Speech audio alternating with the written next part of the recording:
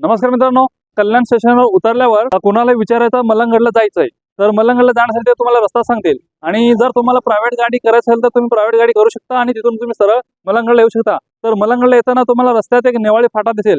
तुम्ही नेवाळी फाट्याला आल्यावर कोणाला विचारू शकता की मलंगडला जाण्याचा रस्ता, आणि तुम्हाला ते सांगतील मलंगड। ते बघू शकता, लांब दिसते ते अतिशय सुंदर अशी मलंगड डोंगर दिसते बघा, खरड गावाजवळील। तुम्हाला हे दाखवतो नदी, हे बघू शकता इथं नदी आहे, अतिशय सुंदर असं नदी आहे। बघू किती क्लीन वाटर आहे, एकदम स्वच्छ वाटर मित्रांनो, पावसाळी नदी आहे।